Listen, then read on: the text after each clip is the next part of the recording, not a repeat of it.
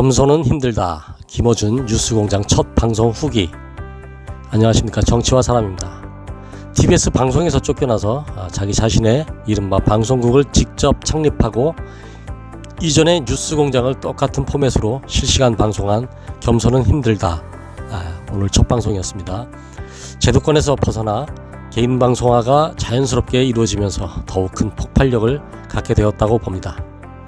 김어준은 벌써 10수년 전부터 나는 꼼수다 라고 하는 팟캐스트로 가장 주목받는 언론인으로 부각된 후 주변에 주진우, 김용민, 전봉주 등과 함께 참여한 패널들과 함께 당시 정치방송의 새로운 역사를 만든 바 있죠. 물론 김어준의 탄생은 조선일보 신문을 패러디한 딴지일보를 창간하면서부터 했지만 그의 막강한 영향력과 인지도는 나는 꼼수다 라고 하는 프로그램을 통해서 나온 것이었죠.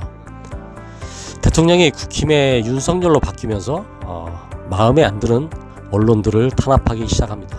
입만 열면 자유를 외쳤던 멧돼지가 자기 마음에 안 드는 언론 몇 군데는 계속해서 손을 보고 있는 것이고, 그 중에 아마도 1순위가 TBS 뉴스공장이었겠죠.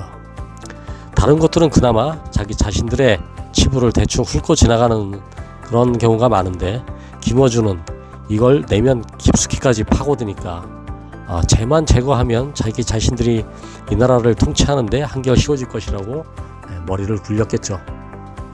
그런데 김어준이라는 사람은 그걸 너무 잘 알기에 절대 그 생각대로 되도록 내버려 두지를 않고 자기 자신의 모든 것을 걸어서 그 반대로 나가서 결국은 뒤집어버리는 성격이죠.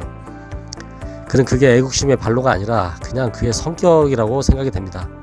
반 이상은 또 그걸 재미를 삼는 사람이죠. 또한 자신만이 할 수 있는 영역이니까, 그리고 그만큼의 입지와 역량이 되는 사람이니까 자기 자신을 증명하려 하겠죠. 윤석열도 이 정도는 알고서 덤벼들어야 하는데 아무래도 잘못 건드릴 것 같습니다. 애초부터 포기하고 더 이상 크지 못하도록 단속만 했어도 되는데 자기 자신의 권력과 영향력을 통해 김어준의 존재감을 짓밟아 버리고 싶은 마음이었지만 정반대로 그의 존재감은 더욱 부각시켜주는데 일조하게 된 것이 윤석열과 오세훈입니다. TBS에서 떠난 지 일주일 만에 겸손은 힘들다 방송이 첫 공개가 되었습니다.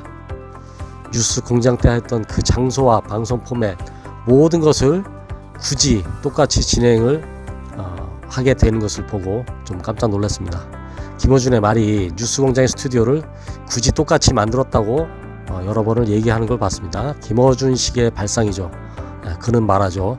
방송을 없애기 위해 전체가 죽을래, 너 혼자 죽을래, 이게 받아들이는 그의 협박이었다고 생각을 하는데, 이게 저쪽에서 들고 나온 전략이고, 김어준의 선택은 자기 자신은 die hard 또는 never die, 이는 절대 죽지 않는다 라고 오히려 저쪽을 조롱하고 있습니다. 일반 청취자들이 결국 김어준의 첫 방송을 기다렸다가 폭발적인 채널 구독이 이루어지면서 앞으로의 전개될 방향에 대해서 더 큰 기대감을 갖게 만들었죠. 방송 실내 내부를 보면 인테리어도 그대로고, 또 단지 사이즈만 더 업이 되어서 넓어졌다는 것과 방송의 진행수로 등장되는 인물들, 게스트 모든 면에서 뉴스공장을 그대로 장소만 옮기면서 업그레이드된 느낌이죠. 방송의 정식 채널명을 보니 김어준의 겸손은 힘들다 뉴스공장입니다. 좀 제목이 긴 것 같죠. 시작과 동시에 구독자 45만 명에서 시작을 했는데 방송 중에 50만 명이 넘는 진기한 장면을 연출했습니다. 김어준이 예언했었던 게 시작하기 전에 50만 명으로 시작하고 이번 주말에 100만 명이 될 것이다, 이렇게 예언을 했었는데 거의 비슷한 것 같습니다. 그러니 어떻게 내가 겸손할 수 있겠는가. 그래서 방송의 제목이 겸손은 힘들다 라고 설명을 하고 있습니다. 김어준의 개인적인 입장에서 보면 제2의 전성시대가 만들어진 거가 아닌가 싶습니다. 여전히 그를 몰랐던 사람들께까지 폭넓게 이 사건을 통해서 더 알려짐과 동시에 파급력과 영향력은 더욱 커지게 됐습니다. 워낙에 큰 이슈가 되었었죠. 대통령이 그를 제거하려 했던 계획이 오히려 그의 체급을 키워주고 새로운 더 큰 기회를 제공한 것으로 마무리된 셈입니다. 이제 김어준의 존재가 어떤 존재인지를 윤석열 및 윤핵관, 국민의힘 그리고 모든 언론이 좀 더 실감하게 된 셈이죠.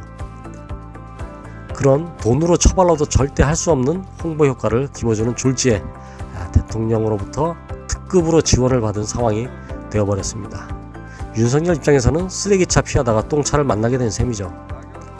애초부터 방송국을 대상으로 이걸 날릴 생각을 한 것 자체가 언론 탄압인데다가 너무도 치졸하고 더러운 공작이었다는 것을 모두가 눈치채고 있었는데, 그에 따른 결과를 아무튼 김어준이 보기 좋게 되받아친 셈이 되었습니다.